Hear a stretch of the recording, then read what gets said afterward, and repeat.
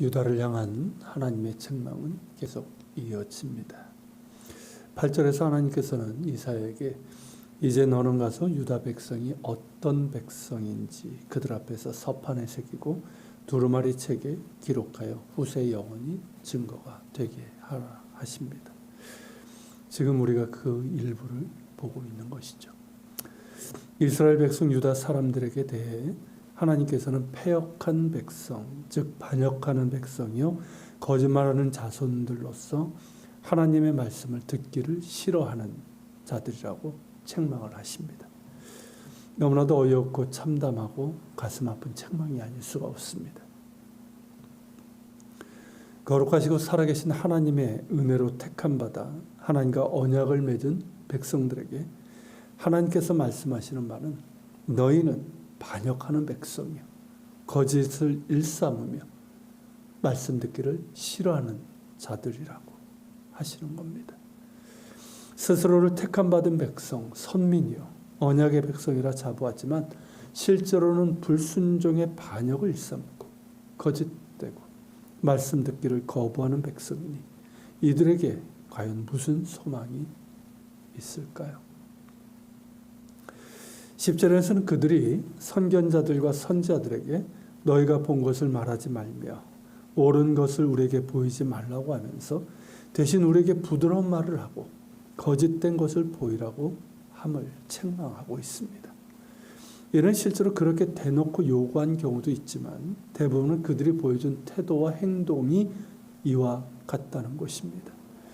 선견자와 선지자는 하나님께서 보여주시고 말씀하시는 바를 백성들에게 전하는 사람들입니다.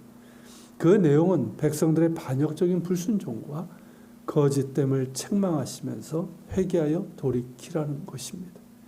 그러나 그들은 그러한 말씀을 듣기를 싫어하고 귀를 막으면서 그런 환상이나 그런 말은 우리에게 보이지 말고 대신 우리 귀에 부드럽고 달콤한 이야기를 하라는 것입니다. 이런 거짓을 말하는 것과 같은 것이죠. 그러면서 선견자와 선지자들에게 11절에서처럼 너희는 바른 길을 버리고 첩경에서 돌이키라. 이스라엘의 거룩하신 이를 우리 앞에서 떠나시게 하라. 라고 했습니다. 하나님의 법도를 행하는 꼴이 보기 싫으니 그 길을 버리고 너희도 우리와 같이 되라는 겁니다. 이제 더 이상 이스라엘의 거룩하신 하나님 이야기를 우리에게 하지 말라는 것입니다. 너무나 참담하고 악하기 그지없습니다. 이런 상태라면 과연 이들에게 무엇을 기대할 수 있겠습니까? 결국 그들에게 다가올 미래는 파멸이 되고 말 것입니다. 12절에서 너희가 이 말을 업신여기고 압박과 허망을 믿어 그것을 의지하니라고 하셨는데 압박과 허망을 믿어 그것을 의지한다는 것은 애굽을 의지하는 것을 말합니다. 애굽을 의지하는 것은 마치 담을 무너뜨리는 압박과 허망한 희망이 될 것이라는 말씀입니다. 믿었던 애굽이라는 담은 이미 금이 갈대로 간 담에 불과하고 그들이 도와줄 것이라는 희망은 조금도 실현되지 않을 것입니다. 그리고 하나님과 하나님의 말씀을 업신여기고 애굽을 의지하는 그들의 죄악이 무너지는 담과 같을 것입니다. 마치 예루살렘의 높은 성벽이 금이 가고 터진 담이 불쑥 튀어나와 순식간에 무너지는 것처럼 그렇게 그들의 나라는 무너지고 말 것이라는 경고입니다. 14절의 말씀처럼 하나님께서 이 나라를 무너뜨릴 것이고 토기장이가 못 쓰는 그릇을 깨트린 같이 아낌없이 부수고 말 것이라는 경고입니다. 그렇게 유다는 산산조각이 난 그릇처럼 파멸을 겪고 말 것입니다. 이것이 하나님을 경외함과 그분의 말씀 듣기를 싫어하고 반역적인 불순종을 일삼고 위기의 상황에서도 하나님을 의지하기를 거절하고 애굽을 의지한 죄악의 결과가 될 것입니다. 그렇다면 이들에게 전혀 소망은 없는 걸까요? 이 무서운 심판을 피할 수 있는 길은 없는 걸까요? 하나님께서는 진노 중에도 긍휼을 베푸시는 하나님이십니다. 패역한 백성이 당할 심판을 말씀하시면서 그들의 살 길을 말씀하십니다. 하나님의 뜻은 그들을 멸하는 것이 아니라 그들을 살리는 것이기 때문입니다. 그들의 살 길이 무엇일까요? 하나님께서는 너희가 돌이켜 조용히 있어야 구원을 얻을 것이요 잠잠하고 신뢰하여야 힘을 얻을 것이라고 말씀하십니다. 하나님 경외하기를 거부하고 그 말씀 듣기를 싫어하던 그 반역적인 불순종에서 돌이켜야 한다는 겁니다. 하나님이 아닌 애굽을 의지하던 죄에서 돌이켜야 합니다. 그리고 조용히 기다려야 합니다.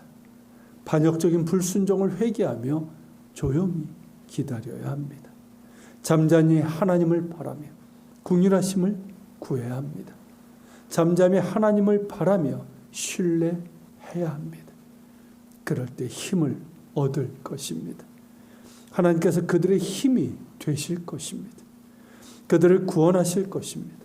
이것만이 살 길입니다. 그러나 어떻습니까? 이 어리석고 악한 백성들은 이마저도 듣지 않습니다.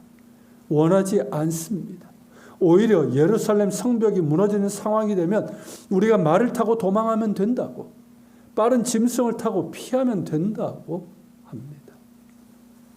이에 대해서 하나님께서는 너희가 말한 대로 너희는 도망하게 될 것이고 너희를 추격하는 자들은 빠른 짐승을 타고 너희를 쫓을 것이라 말씀하십니다.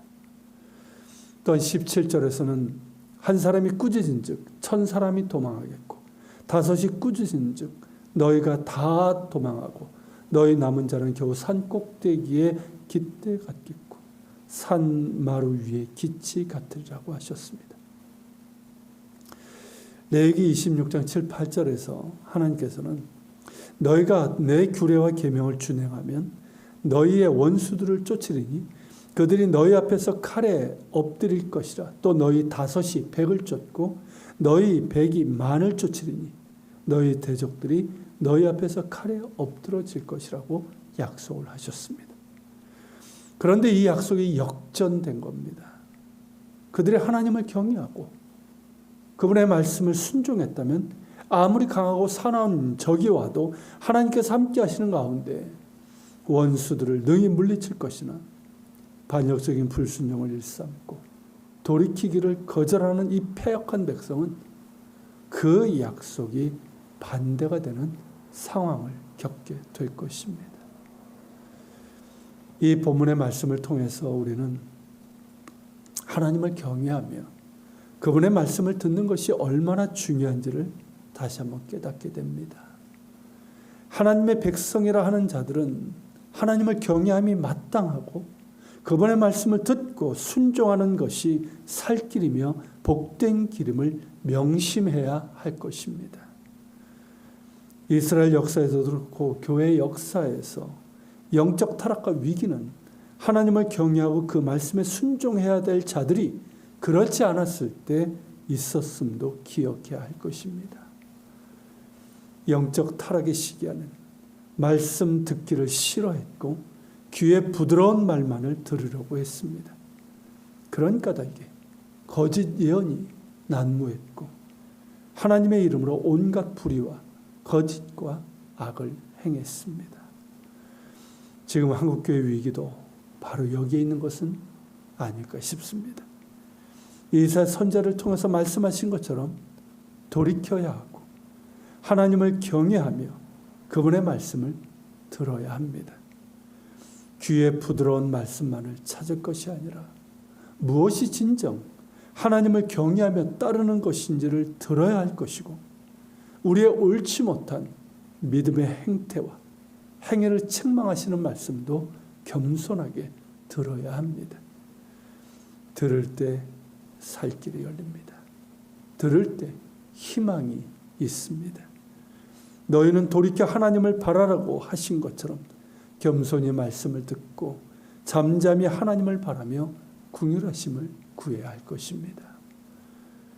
또한 우리의 삶의 문제와 위기 앞에서도 염려, 걱정과 두려움이 찾아오고 그것이 우리를 조여올 때 눈을 들어 하나님을 바라보고 그분의 말씀을 붙잡고 더욱더 의지하고 나아가야 할 것입니다. 그럴 때 우리를 긍휼히 여기사 그 모든 것을 물리쳐 주시고 새 힘을 주시고 살 길을 열어주시고 새로운 소망을 허락해 주실 것입니다. 돌이켜 잠잠히 하나님을 바라고 말씀을 붙잡고 신뢰할 때 하나님의 구원을 보게 될 것입니다. 같이 기도합시다. 하나님의 백성이라 하는 자들이 이토록 패역하고 악할 수 있는지요. 그런데 하나님, 이 모습이 비단 이사야 때의 이스라엘 백성들의 모습만이 아니라 교회 역사에서도 또 우리들에게서도 볼 수 있는 패역한 모습임을 우리가 고백하지 않을 수 없습니다. 하나님, 돌이키게 하여 주옵소서. 돌이켜 정말 하나님의 말씀을 듣게 하시고 잠잠히 하나님을 바라며 겸손히 듣게 하시고 그런 가운데 우리를 살리고자 하시는 하나님의 긍휼을 있게 하여 주옵소서. 삶의 위기와 어려운 가운데서도 더욱더 겸손히 주를 바라게 하시고 주님을 의지하며 나아갈 수 있는 우리가 되게 하여 주옵소서. 같이 기도하며 주님 앞에 나갑시다.